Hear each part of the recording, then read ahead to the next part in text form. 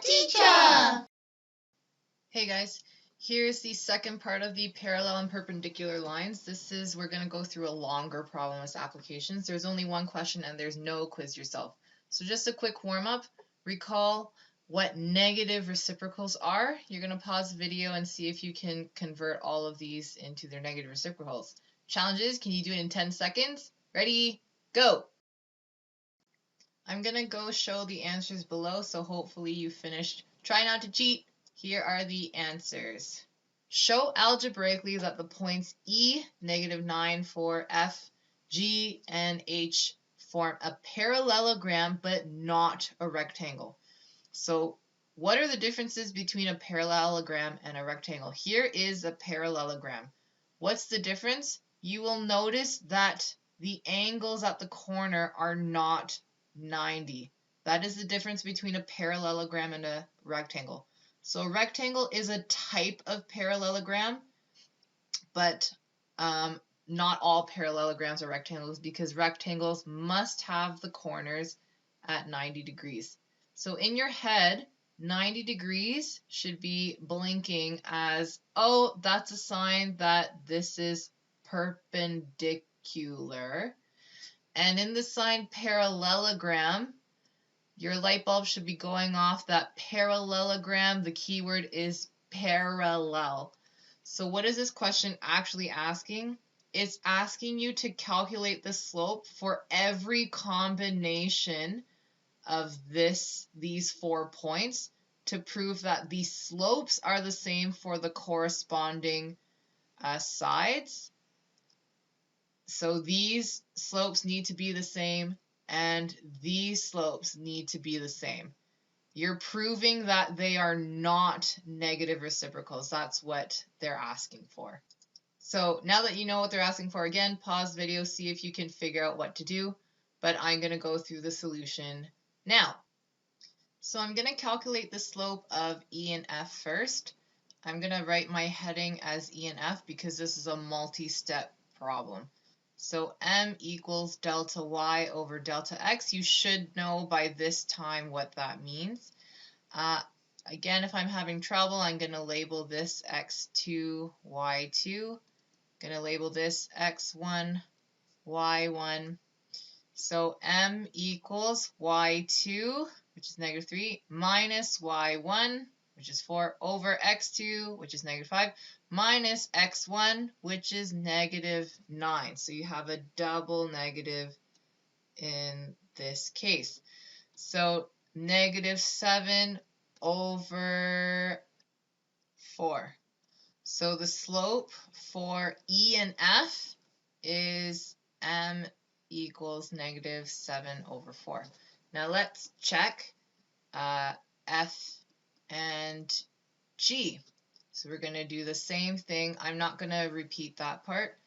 So this time, my y2s and y1s are different.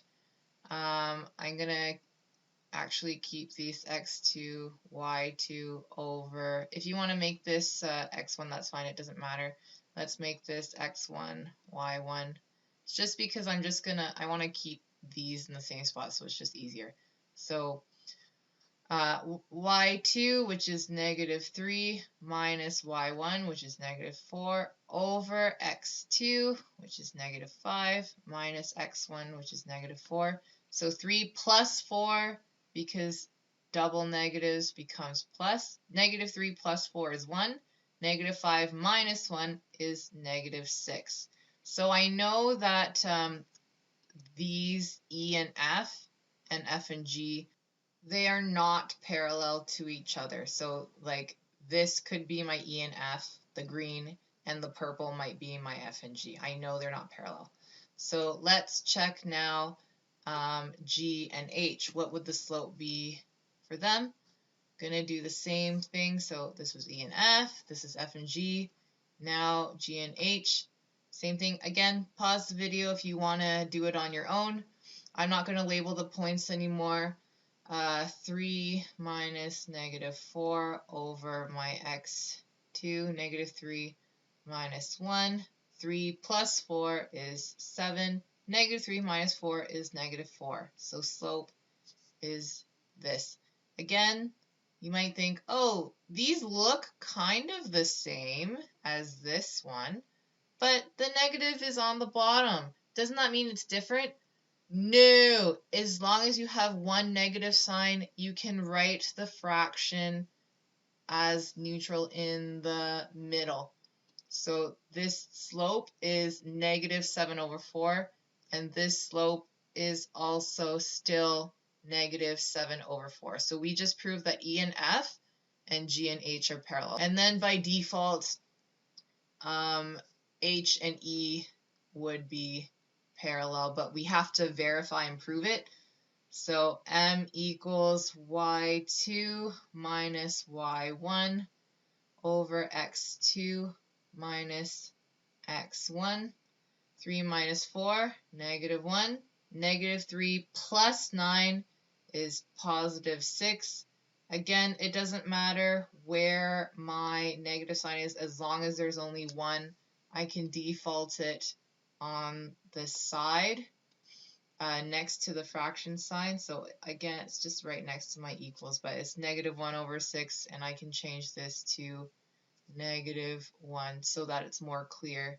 So if I'm going to highlight the ones that are parallel, this EF is parallel to GH because my slopes are the same, and F and G and H and E are parallel because their slopes are the same.